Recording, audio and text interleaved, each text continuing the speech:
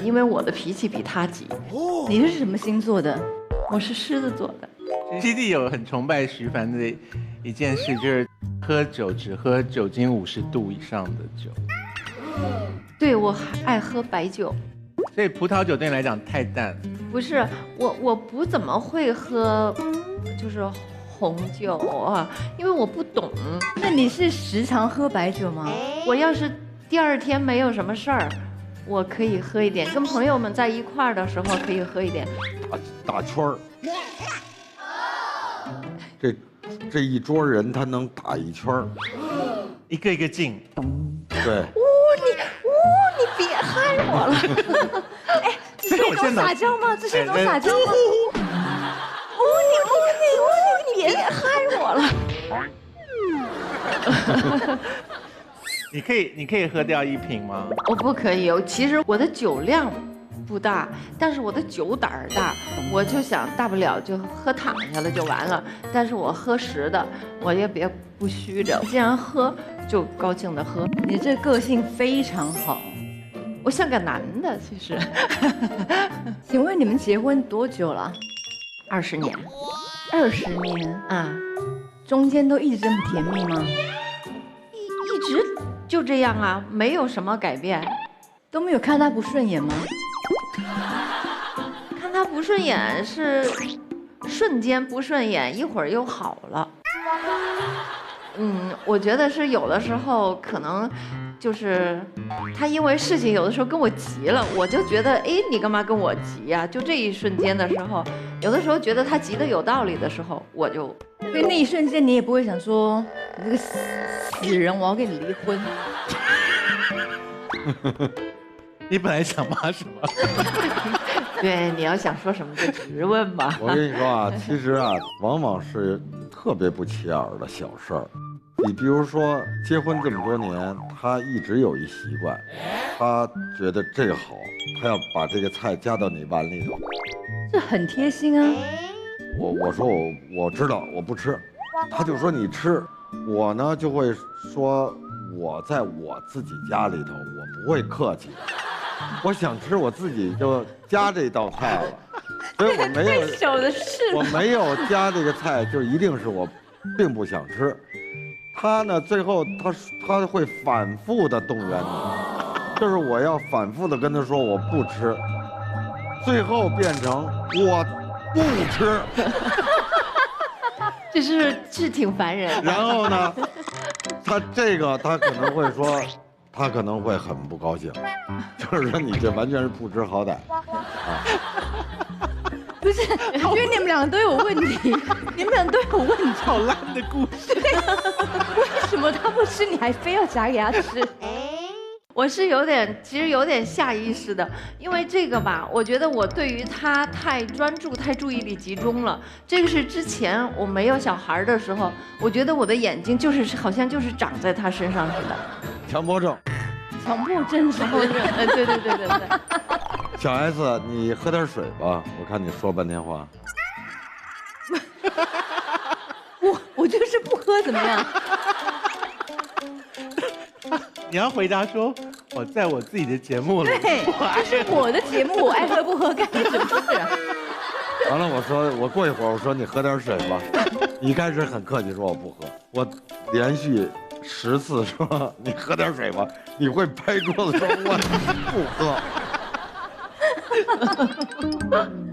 他就是每天我去上班去，如果我要是他在楼上我走了，他待会儿打一电话，你什么时候走了？我说我就走了。他说你走你要跟我打一招呼啊，因为这个他有过几次这个对我的批评教育，所以我现在每次我都要喊他。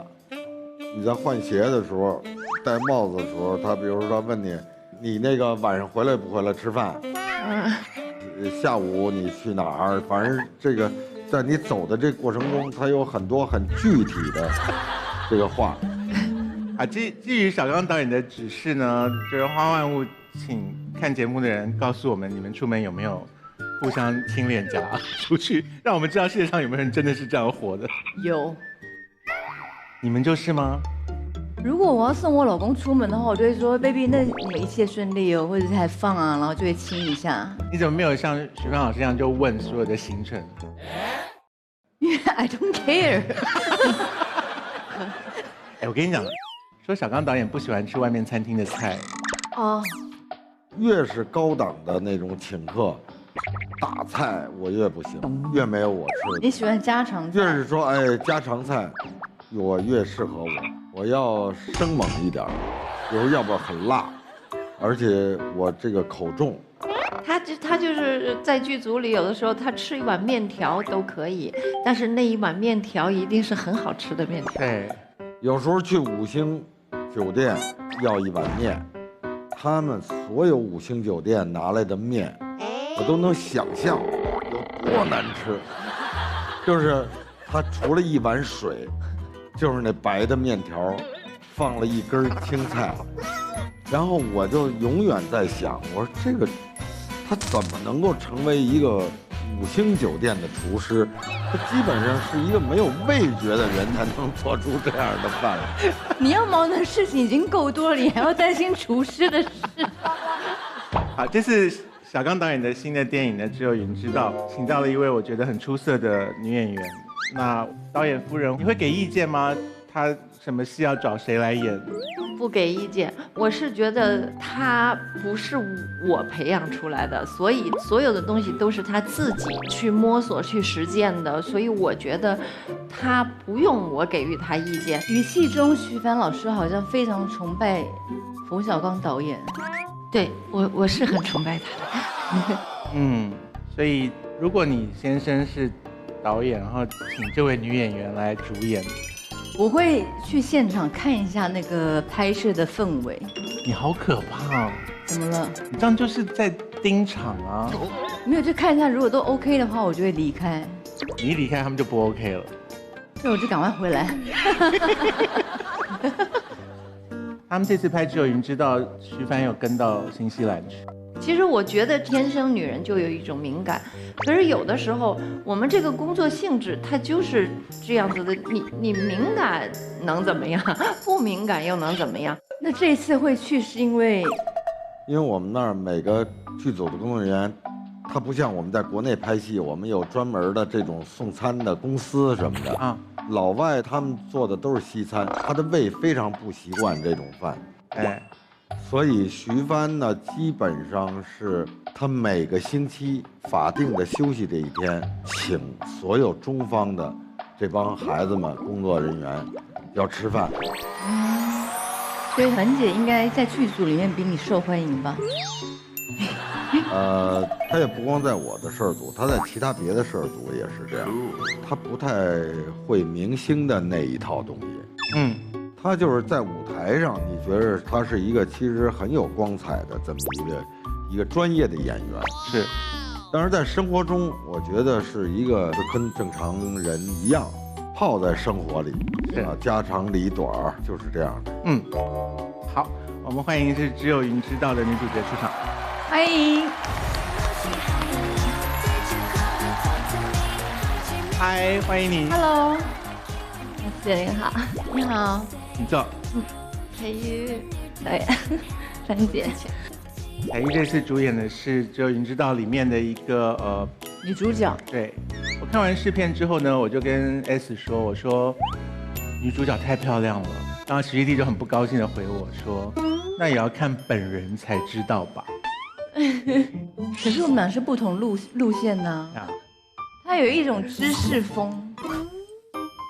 我会觉得很想要请他来当我的英文老师。我跟彩玉比起来有差很多吗？我觉得你们俩人各有各的魅力。怎么说？我觉得都不错呀，都很好啊。你曾经就问我林志玲还是你，现在就开始问我和彩玉，因为上次林志玲跟我那题你就没有种回答。我的答案是林志玲。你要不要再问你一次？可以啊。我比较漂亮还是林志玲比较漂亮？林志玲。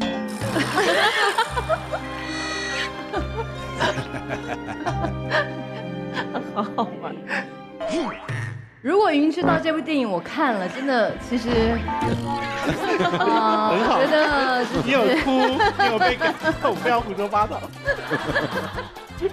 导演，你这么多年导戏选演员的时候，有没有看走眼过？就是选了一个你觉得很能演的，结果拍的时候发现他表现不出你要的东西。边演的角色有可能会出现这情况，但主要演员都我觉得还不错，因为大部分都是专业的演员，他有一个基本的塑造能力。了解，选演员要选专业的，选车也是如此。就像沃尔沃全新 S60，专业、安全、健康，怎么选都不会错。完全是业余的演员，只有王宝强是。王宝强演《天下无贼》，我把他叫来，我说我要拍一个电影，要找你演电影。他那个时候是蹲在那个北影的门口，每天等着那个剧组一个车开过来了，拿个大喇叭，哪个组来100个群众演员，他们就去那儿，他就蹲在那儿，然后我说你最喜欢谁？他说刘德华。内地的呢？葛优。我说我现在让他们2个人给你演配角怎么样？他觉得我在骗他。结果到真的试妆的时候，他发现真的是刘德华、刘若英、葛优，他确实是主角，所有人都是围绕着王宝强。所以他是因为那部戏红的。是。哇，跟做梦一样。所以导演，你还记得你开场的时候有答应过我什么事吧？找你演戏。你说马上。我跟你说呀，这个找你演戏，我相信小 S 演戏是会好的，因为演戏是需要智力的。小 S 跟你一正一邪的在那儿，刚才就演了多少段了。你邪我正吗？怎么可能？你怎么可能是正的？我觉得一个演员啊，也不见得演喜剧，但是他要有幽默感。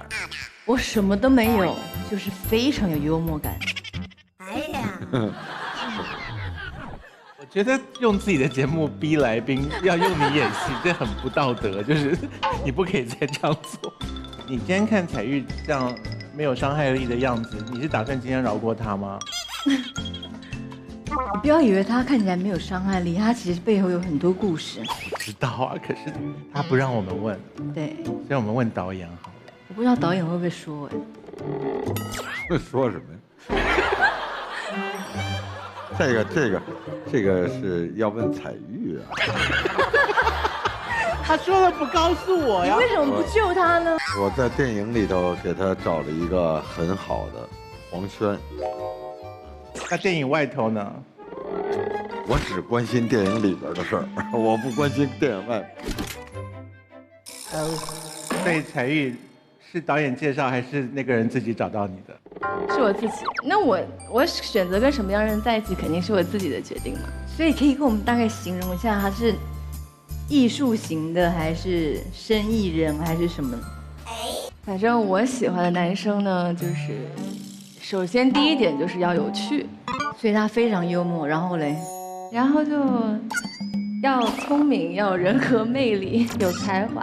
了解。我们要让彩玉松一口气，就是慢慢稳，就不用一次把人都给杀了。你知道导演跟导演夫人他们也是开始的时候就合作电影的，那时候是永失我爱。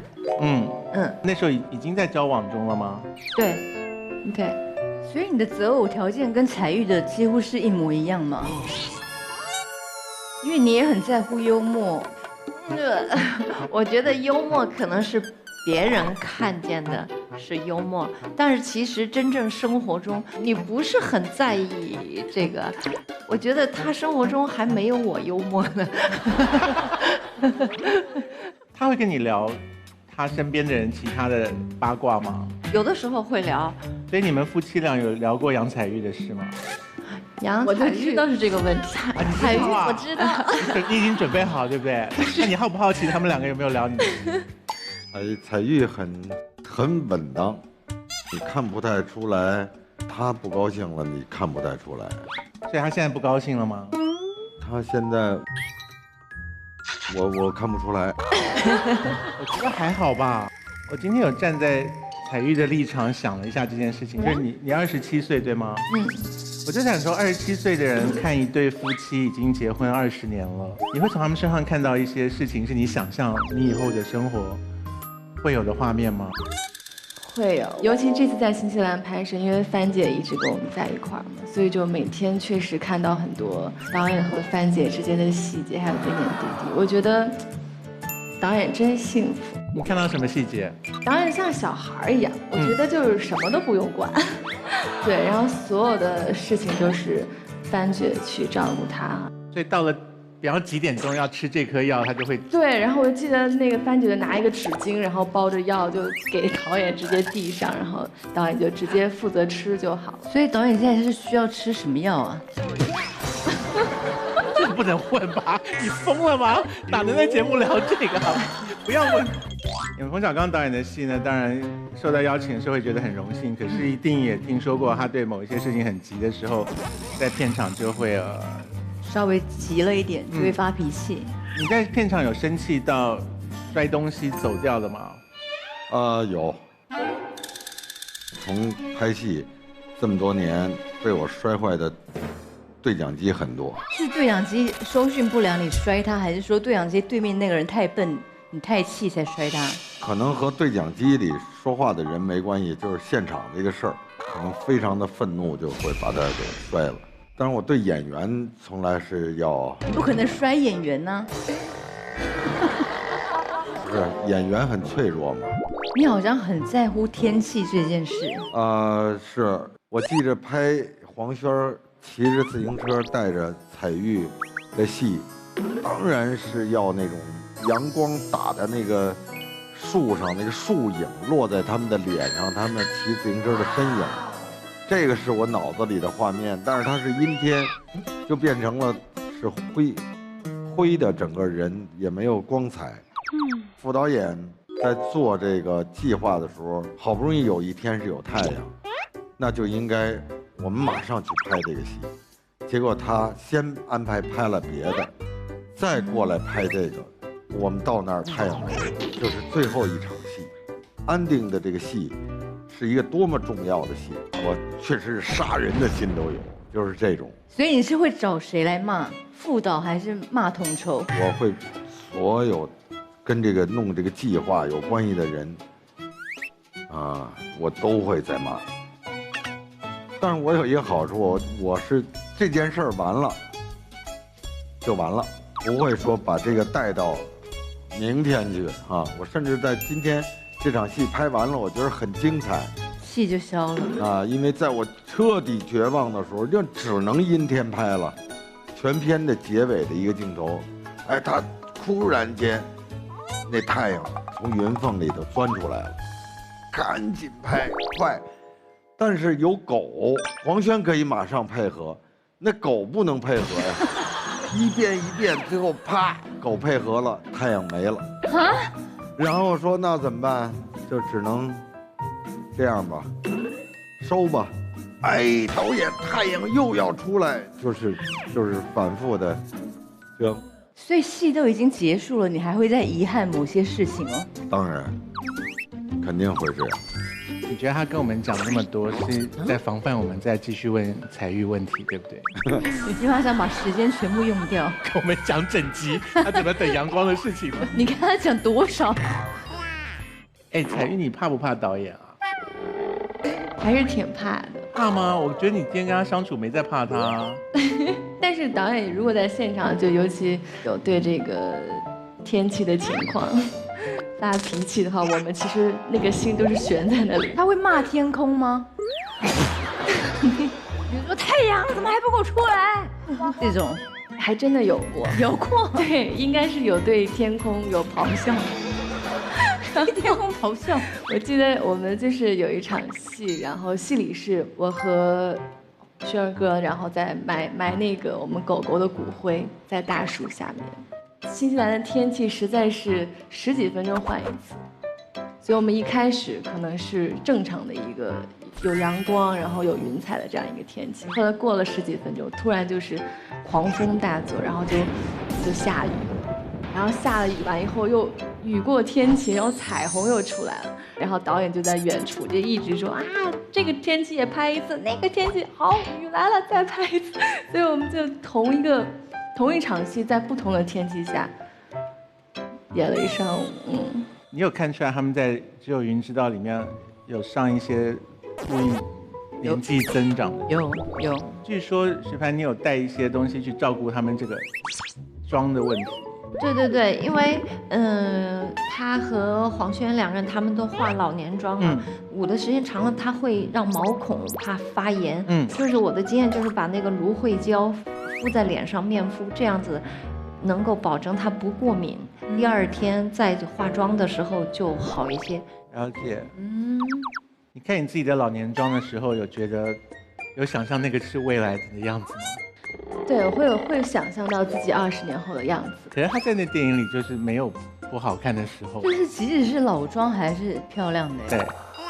听说你也有在拍戏要上很重的妆？对，有时候拍戏的时候就会上一些挺重挺浓的妆，然后这时候如果带妆1天时间久了，然后皮肤就会出现非常多的问题。你可以考虑伏尔加绿膜，因为它含有的不是普通的胶原蛋白，而是重组胶原蛋白，有提拉的效果。对，汉勇哥，其实这个伏尔加绿膜我已经用了非常长的时间了。有时候拍古装戏，我会化非常浓的妆，这样1天带妆下来，我的皮肤就会变得，比如说卡粉呀、脱妆，很严重的问题。但是如果在头1天晚上我用这个的话，第2天这些问题通通都不见了，因为它有重组胶原蛋白的功效。如果我用它的话，第2天我的皮肤就变得蓬蓬的，就是胶原蛋白满满的感觉。所以有这么好的东西，我也想分享给大家。所以你也可以试试看。现在是本人吗？我皮肤就是这么紧致，不是上过老妆的。我才觉得你干嘛上老妆来主持节目？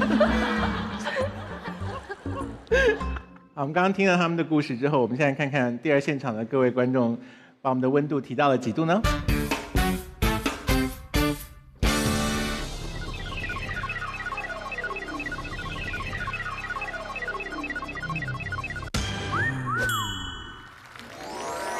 当然，除了拍了很多有温度的电影之外，今天我们也很荣幸的让他带给我们在他的生命中重要的时刻所代表着纪念意义的有温度的物品。我们现在要打开伏尔加花花柜，让我们一起打开伏尔加花花柜吧。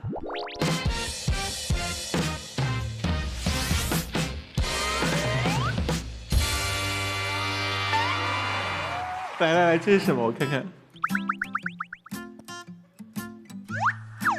这个就是导演的礼物吗？是。这是一个什么？一个 U 盘。你如果收到这个会怎么样？我会一头雾水。可是这个是里面有东西的嘛，所以要放出来看。里面有影片是不是？我不知道是不是要送一个什么礼物更好，所以我想，这个20年，我们俩人合作了，拍了很多部电影。然后我就把这个电影里有他演戏的那个部分给剪出来。真的是你亲手剪的吗？还是您指使你的手下剪的？我让我们公司的小孩剪的。对。你们2个人出去玩的时候会拍一些片子吗？不会，他不会拿出一个录像机来就拍。没有，还真没有过。哎，他那么会画画的人，他有没有说想要画你的样子？没有。我很害怕坐在他对面做模特似的坐在那里，我自己想笑场，我觉得要那样的情况。所以呢，这个本来在徐帆老师收到的时候，真正的长度应该是超过1小时吧？超过90啊，这么长。那现在因为我们节目长度关系，我们只能够浓缩给大家看哈。我们浓缩了一个片段放给大家看。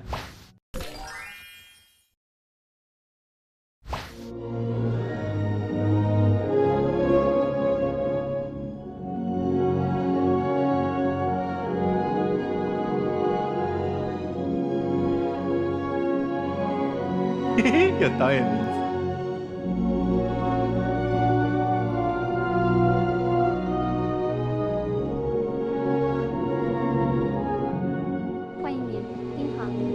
欢迎您，您好，欢迎您，欢迎您，请把您的行李放好，回到座位上，谢谢。哎呀，太可怕了！真想当个普通人，过过普通人的日子。没有没完没了的电话，没有记者，没有要签名的影迷，没有电视台的晚会，没有演艺圈里的是是非非，也不用跟那些乱七八糟的企业家们吃饭。这样的生活，哪怕只有1天也好。再前点儿，我想让收尸的人知道咱俩是一对儿，是亲人。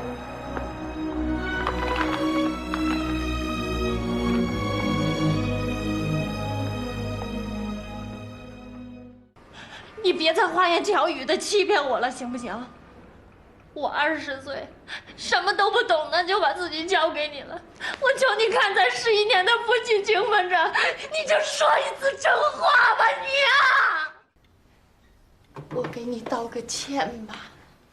啊！我成天的惦着你们俩呀，我惦了你们32年。你们咋不理我呢？你到底是上哪儿去了？你咋才回来呢？腾啊！妹妹，起来吧。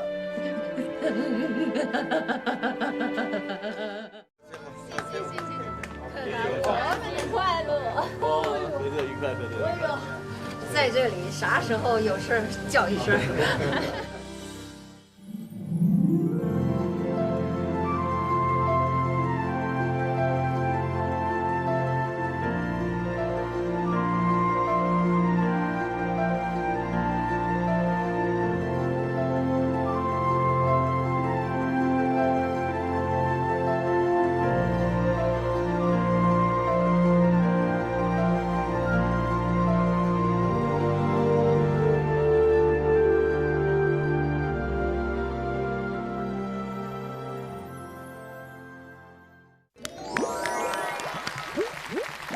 可以想象做这个片子的心情吗？就是他是不是自己也会感觉到惊讶？就是20年，这个20年，本来我是想跟他说，我说好好的把朋友们叫来，热闹一下。就是我觉得我这年龄，可能很难再有一个20年，那就80了，哈。这个不见得有了，也许有哈，应该会有。然后他跟我说，我就想安安静静，那我就给他准备了一个这个，符合你的愿望啊！对对对对对，好像2个女儿也有，这是女儿画的画，这是我60岁，我的大女儿精心的去想，是最后把我所有拍的电影全放在这60这个，好用心哦啊。就是每一个象征的物件在里面啊。因为现在这个大女儿是不是跟着导演在片场工作？对，做副导吗？她在那个北京电影学院读完这个本科之后，到纽约大学读这个电影的研究生。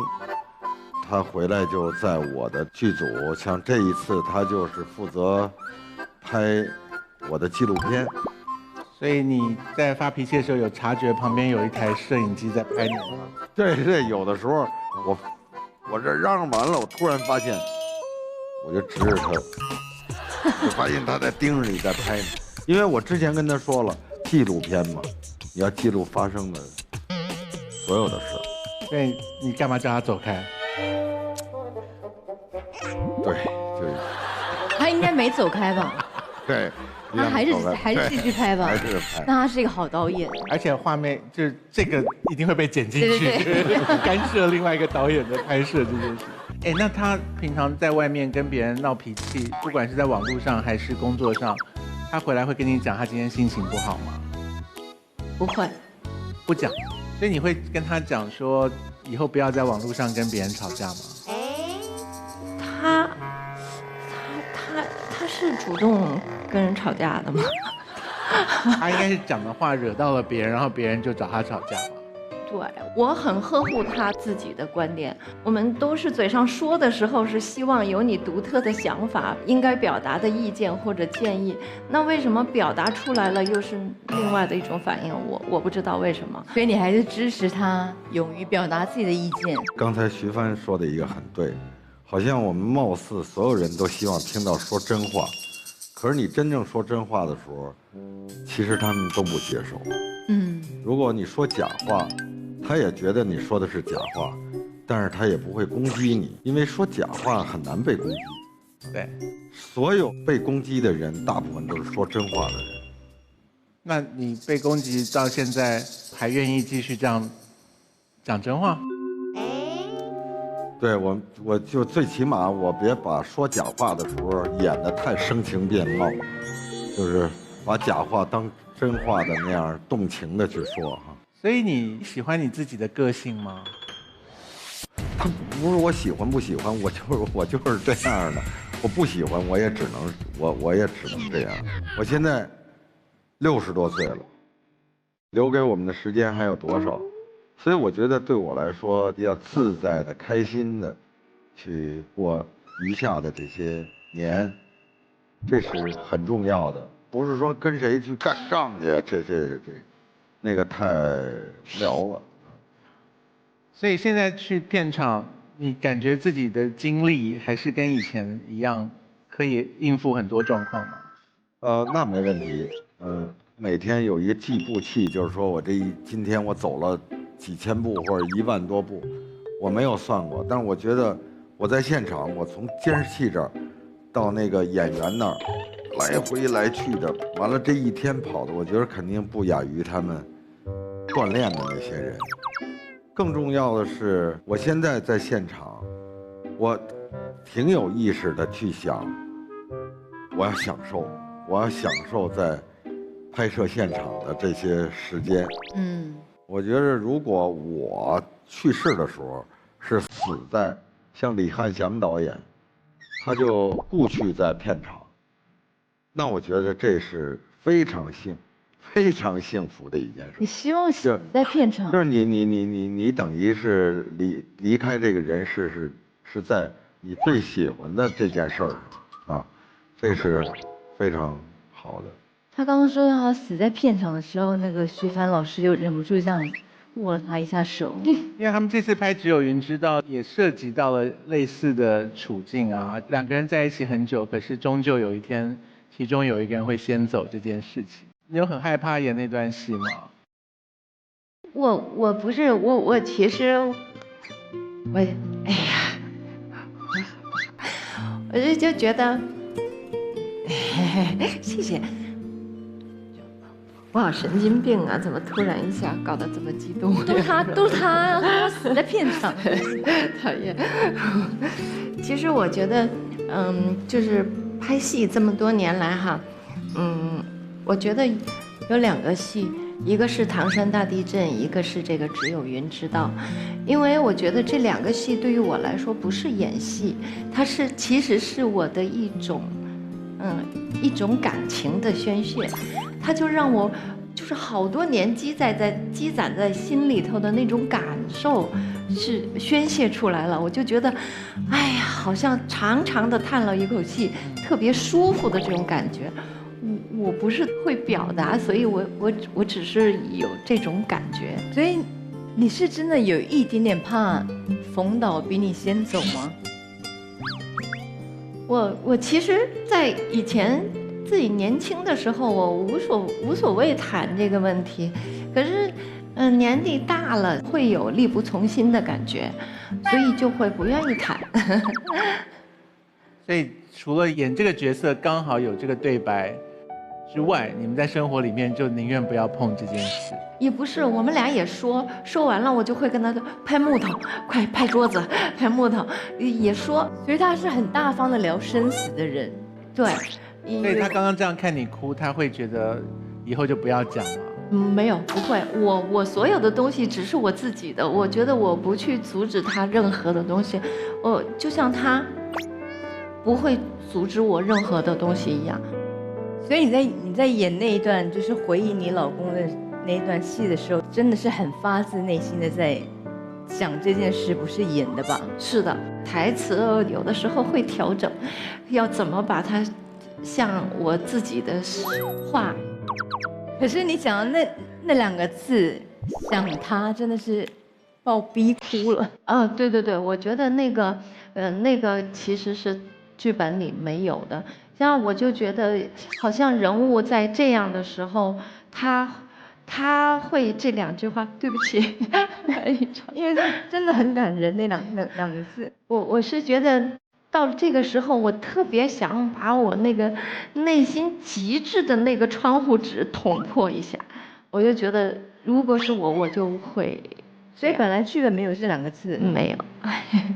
还好你加了。你在你先生面前如果这样，他一定会觉得你很神经，是不是？不会啊，他就会说 ：“baby， 你干嘛哭啊？”然后就可能过来抱抱我什么的。你有在担心这件事哦？你说我老公先死吗？嗯。有。真的？嗯。现在已经在想这件事了？对啊。是你下手的吗？我在担心要找谁。我不能亲自动手，我不想坐牢，加半辈子。所以导演你自己在写那一段的时候，你有体会太太的感受吗？这个一个作家写的这个剧本啊，但是他演的时候让我觉得，哎，我也在监视器前被他的这个东西给打动了啊。你哭的时候会想要躲起来，还是说就大大方方的哭？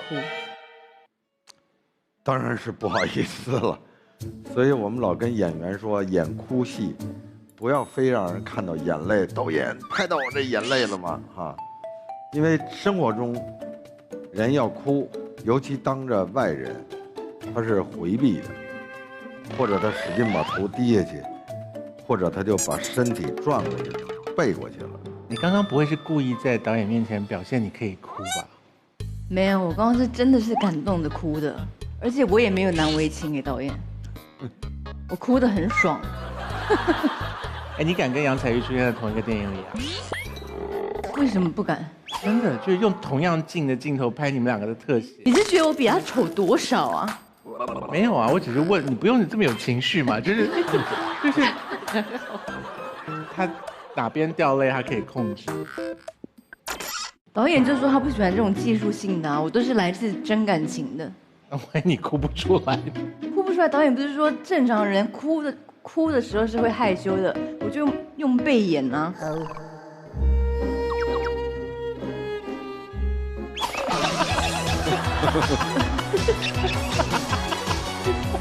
看起来好骚哦！我的妈！如果我现在问采钰其他的感情问题，是不是很没人性？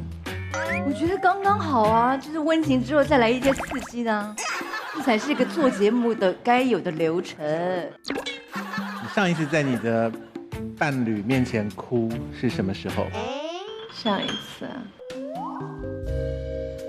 我也蛮经常哭，所以这记不清楚。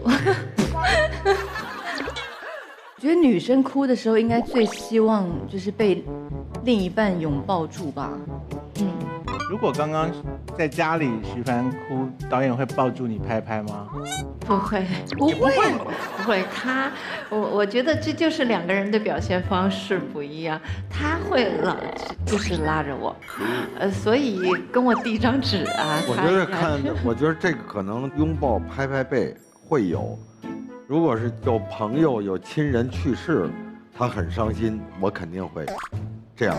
对，连这你也要分那么细。但是你要说他看一电影感动哭了，我肯定就是给他递张纸。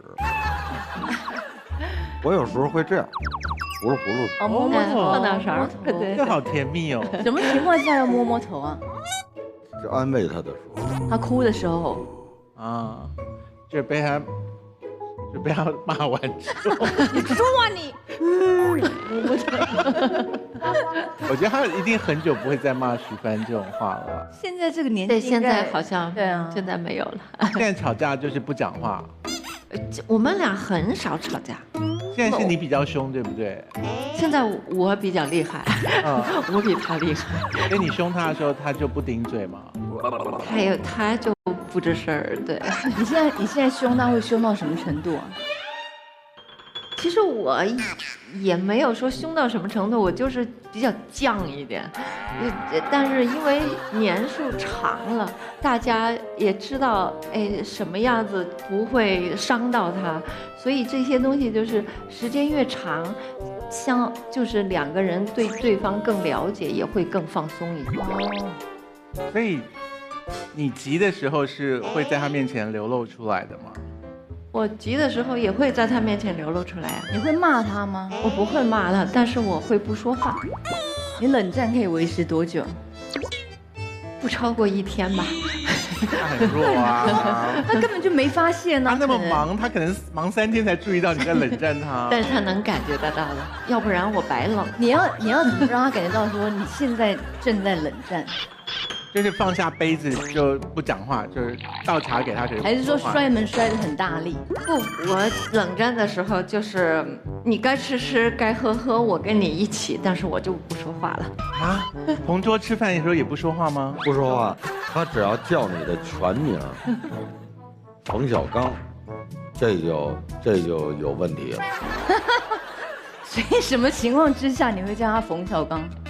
是吼出来这种说冯小刚这种吗？不会，我就是特别平静的说冯小刚，他就觉得，这个情绪不对呀。所以大概是哪一种事情会惹你喊他全名？有的时候，比如说我先急了，可能我当着外人，有的时候啊，给你面子。对，但是回去之后你发现，他就会用这种方式。其实有的时候会有2天。所以他们结婚20年，然后导演就做了一件很甜蜜的事情。彩玉，如果你结婚20年，你会希望对方怎么样？惊喜吗？所以你是那种不记得结婚几年呢？让你想要忘记啊。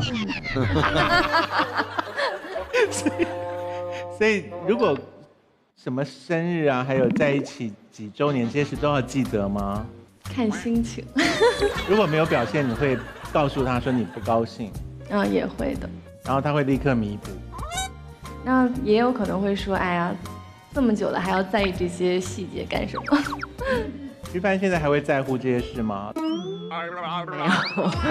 没有，我是因为一直都不在乎这些的，所以这女的我发现记忆力啊，特别好，口不冷的就会问你说今天是一个什么日子，你就会在脑子里拼命的转今天到底是什么日子，还有各种纪念日啊。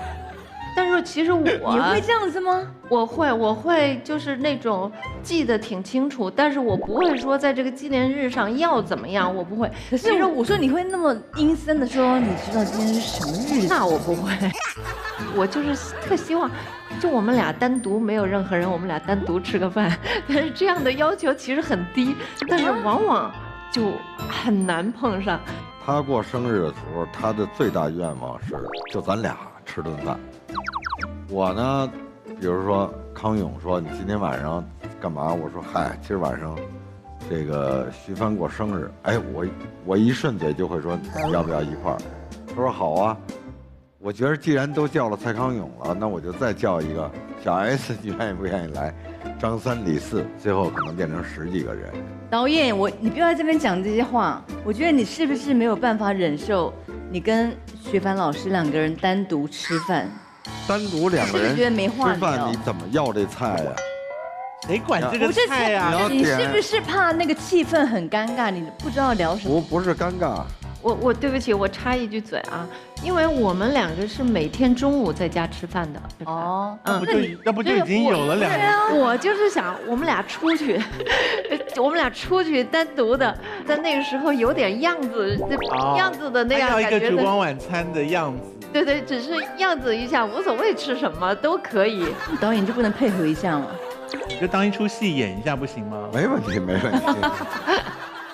我们要讲好，比方说12月20号是《只有云知道》上映嘛，那上映1个月以后，你要做到这件事情，就是陪你太太去好浪漫的地方吃一顿饭。好，没问题。我们会调查你有没有做到哦。我们俩就会坐在你们隔壁桌。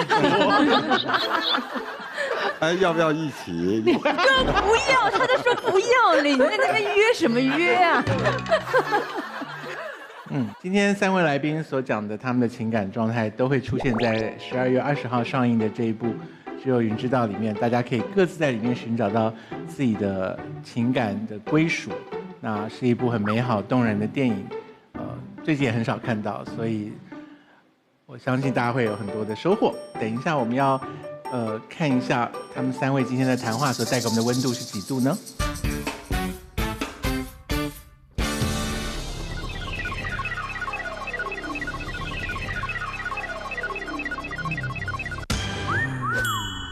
？95度，哇！非常动人的故事带给了我们这么好的一个温度，带给大家正面的感受。那接下来我们会有一些东西出现在我们的车上，对不对？伏尔加修复车进场了，我们请来宾到车子旁边来。人生珍贵的回忆要好好的保存，我们要怎么样保存这些重要的作品，也是一门功课。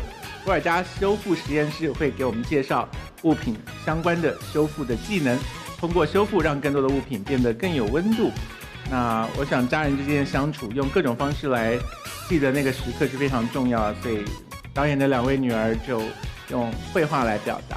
好，我们非常期待大家去观赏这一部《只有你知道》。谢谢我们的来宾，谢谢，谢谢，谢谢。我们下一次花花屋再见，拜拜。谢谢导演，谢谢导演，谢谢。